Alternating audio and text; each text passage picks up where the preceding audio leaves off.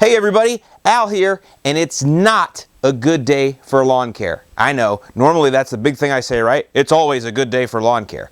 But here in the Midwest, especially in Northwest Indiana where I live, it's like 32 friggin' degrees outside right now, so there ain't no lawn care going on anywhere.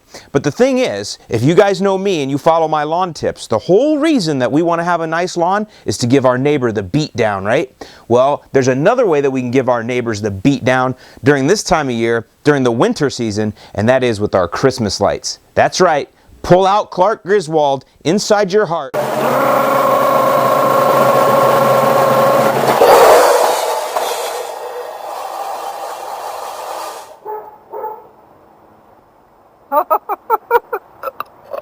And let's get outside and go. But before we do that, let me give you a few tips. Now, one thing I've done this year is I've switched from traditional lights, traditional outside lights, to what are called LED lights. And let me show you.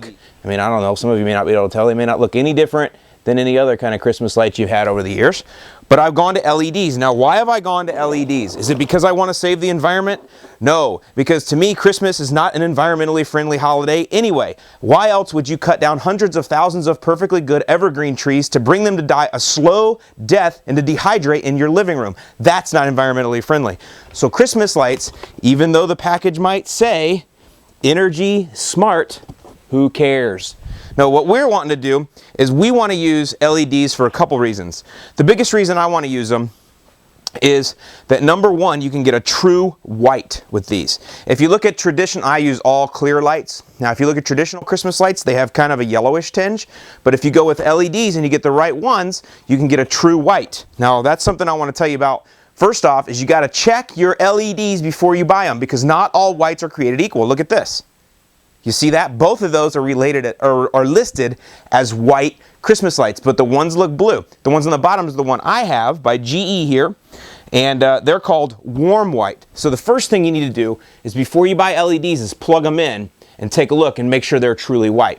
Number two, the other reason I like to use LEDs is because I can string 25 strands of these in a row.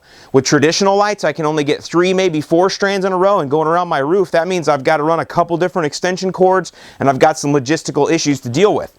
But when you use LEDs, which I'm switching to this year, 25 strands in a row, and even though my house isn't that big, I'm going to try to get 25 in a row anyway, just to test it out.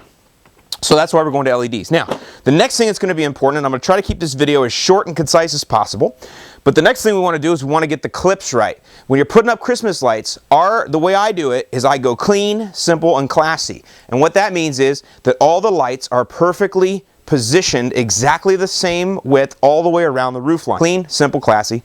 And when we do that, what we want to do is we want to put a clip on every single light. Each light is going to get its own clip. Now, let me get close in here. The first thing you need to think about before we even go outside, and I know you guys want to go outside, you want to go outside, let's go outside and get on the roof, ha! But before we do that, we need to get some things right. And the first thing you got to do is pick up your male end. Now, what you want to do is you got to figure out where you're going to start on the roof, and is your male end going to be where you can bring an extension cord to it closely and then get down to where your plug is. Now, I'll show you how that looks on the roof.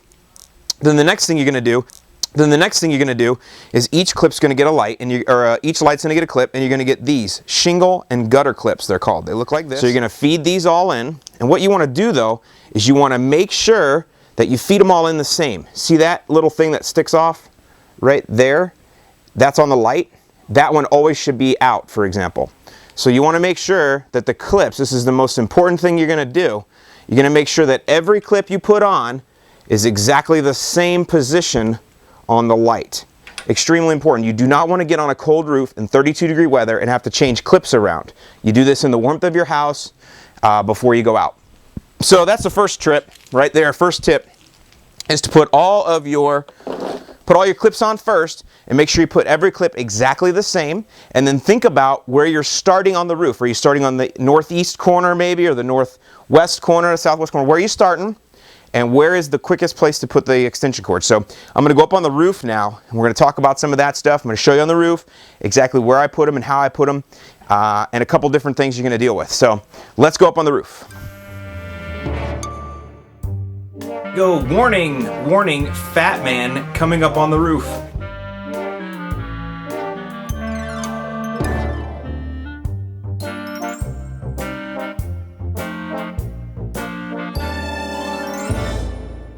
See this big ball of crap right here? Yeah, don't do that. That took like 20 minutes in 32-degree weather to fix.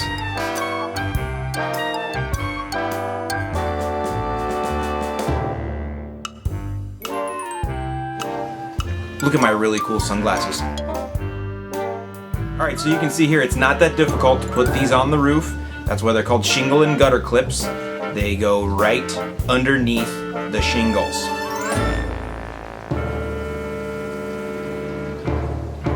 By the way, I'm not smiling, I'm actually wincing. Did I tell you it's 32 degrees on this roof? Anyway, you can see the spacing ends up being like pretty much perfect. You just stretch out the light clips right at the factory setting, right how they got the wires apart. You fix them up that way. No big deal. Beautiful. Some of you might get a little dizzy right here.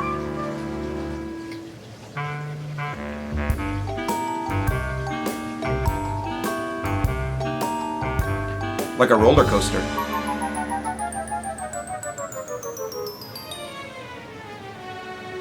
Alright, let's go over the edge and look, just in case you didn't see it the first time.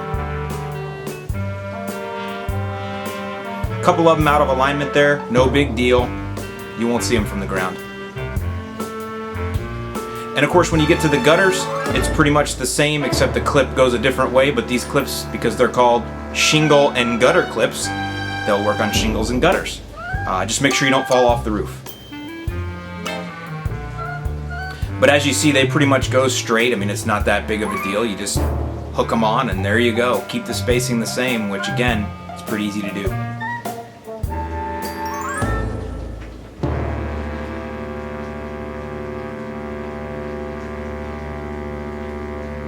Now, the reason we point them up is because I want them to look bright against the night sky. If you point them down against that tan fascia, then they'll look tan from far away. But if you point them up in the air, then they're kind of against the night background. And that's why we put them up in the air instead of down. But you can, of course, put yours down if you want to. Now, if you got a pretty steep pitch roof, you know, be careful. You got to kind of lay down like I'm doing here, but not that big of a deal. It's almost like climbing a mountain. Ready, fat guy at the top. Yay! And then there are going to be those points where you're going to have to do it from a ladder, because I can't lean over and hit these gutters because the roof pitches so much, so up and down the ladder I go. Probably not the safest way that I do it, so don't do what I do. You know, always get a spotter. Yeah, right, like you guys do that, but you should always get a spotter.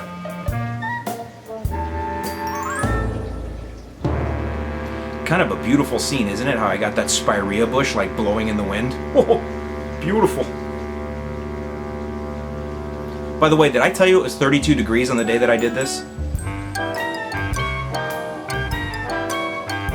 Once again, this is kind of the end of my roof, and the good part here is, again, this is number 7 strand, and I'm still only using one extension cord. That's one of the big advantages to LEDs, is you can get them all in a row.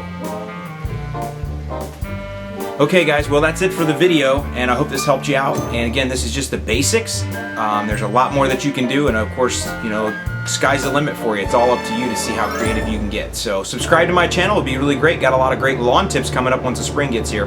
I'm Alan Hain. See you guys later. Bye.